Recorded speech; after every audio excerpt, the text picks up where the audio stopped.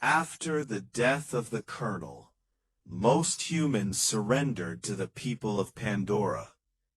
Jake and the Na'vi sent almost everyone back to Earth, but a few humans stayed behind who had supported the Na'vi from the beginning. Among them was a child named Spider, who couldn't undergo space travel due to his age. He was left on Pandora and was revealed to be the Colonel's son. Jake became the leader of the Metkayina clan and had 3 children of his own. Additionally, Dr. Grace's avatar gave birth to a daughter named Kiri, whom Jake also adopted. They all lived happily, and Spider became part of their family, though Jake's wife, Neytiri, could never truly accept him, knowing he was the son of her sworn enemy. Life was peaceful as Jake trained his children in the ways of the forest. However, their happiness was cut short when massive human spaceships appeared in the sky. As these ships landed, they used fire and bombs to clear the forest, destroying homes and killing wildlife. This time, the humans returned with even more advanced machinery. Furthermore, the RDA created a recombinant, an avatar embedded with the Colonel's memories. Though the Colonel had recorded his memories before death, his avatar didn't initially know how he died. Jake led raids against human supply lines, looting weapons to defend his people. Colonel Quaritch, now in his avatar body, planned his revenge and arrived at the RDA base on Pandora.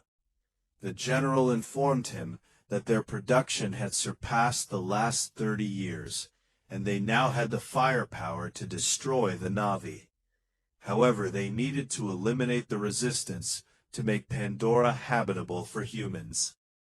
The Colonel was sent into the jungle on an operation, eventually finding his own human remains. Meanwhile, Jake's children and Spider were nearby, watching the humans secretly. When the Colonel found his skeleton and the Na'vi arrows in its chest, his rage intensified. Jake's eldest son alerted his father via radio, but before they could escape, the Colonel captured them. He noticed that these children had 5 fingers, identifying them as Jake's offspring. When he confronted Spider, he realized the boy was his son. A fierce skirmish ensued when Jake and Neytiri arrived to rescue their children. While they saved their kids, Spider was captured and taken to the human base. At the base, the general tortured Spider for information, but the Colonel stepped in, wanting to win his son over in his own way. Fearing that the humans would find their village because of Spider, Jake made the difficult decision to step down as leader and flee with his family to protect the clan. They traveled far across the ocean and arrived at the Metkayina reef. The reef people were different. They were adapted to the ocean with thicker tails and lighter skin. Initially, the Metkayina mocked the forest Na'vi for their weak tails and thin arms. The clan leader Tonawari and his wife Ronal were skeptical, but Jake pleaded for sanctuary to save his family.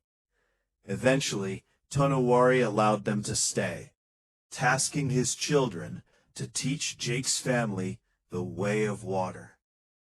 Jake's children struggled to adapt to breathing underwater and riding sea creatures. Loak, Jake's second son, befriended the chief's children, but was eventually tricked by them. They lured him into deep waters near the 3 brothers' rocks and abandoned him. There, Loak was attacked by a sea monster, but was saved by a massive rogue Tulkun, a whale-like creature, named Payakan. Loak and Payakan formed a deep bond. Later, Loak discovered that Payakan was an outcast from his pod, accused of being a killer. Despite the Metkayina's warnings, Loak stayed loyal to his new friend. Meanwhile, the colonel was hunting Jake. He authorized a Tulkun hunting ship to kill these sacred creatures to provoke the Na'vi. The hunters killed a mother Tulkun, who was the spirit sister of Ronal, and harvested a precious liquid from its brain called Amrita, worth billions. When the Na'vi found the dead Tulkun, their grief turned to rage, and they prepared for war. Jake tried to stop them, knowing the humans' firepower, and warned them about the trackers the hunters used. However, Loak went to warn Payakan that he was being hunted. The other children followed him, and they were soon spotted by the colonel's team. Using a mini-sub, the humans captured several of the children, including Jake's daughters and the chief's daughter, holding them hostage on their massive sea vessel to lure Jake out. Jake prepared to surrender himself to save his children, but Payakan, the rogue Tulkun, launched a surprise attack on the ship, leaping onto the deck and causing chaos. This ignited a massive battle between the Metkayina and the humans. Amidst the fighting, Spider sabotaged the ship's controls, causing it to crash and begin sinking. A brutal conflict unfolded on the tilting deck. Payakan took revenge on the hunters, even severing the arm of the ship's captain. Jake and Neytiri fought desperately to rescue their children. Tragically, Jake's eldest son, Neytiri, was shot and killed while helping the others escape. Confounded by grief and rage, Neytiri became a force of nature, killing RDA soldiers one by one. The colonel held Jake's youngest daughter at knife point, threatening to kill her if Jake didn't surrender. In a desperate move, Neytiri seized Spider and threatened to kill him, saying a son for a son. Seeing her seriousness, the colonel released Jake's daughter. As the ship sank deeper, Jake and the colonel engaged in a final, underwater duel. Jake managed to choke the colonel into unconsciousness. Meanwhile, Neytiri and her daughter were trapped in the flooding lower decks. Kiri used her unique connection with Pandora's nature to summon glowing fish to guide them out. Loak saved his father, Jake, by guiding him to the surface with Payakan's help. Spider, despite his hatred for his father's actions, couldn't let him drown and pulled the unconscious colonel to safety.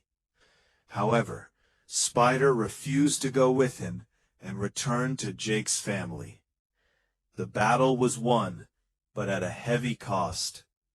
Jake and his family held a traditional funeral for Neytiri, returning his body to the ocean. Tonawari officially accepted Jake's family as part of the Metkayina clan, telling them they now belong to the sea. Jake and Neytiri connected to the spirit tree, seeing a vision of Neytiri in a peaceful afterlife, happy and at home. Jake realized he could no longer run. He had to stand and fight to protect his new home. The movie ends with Jake embracing the way of water as his new life.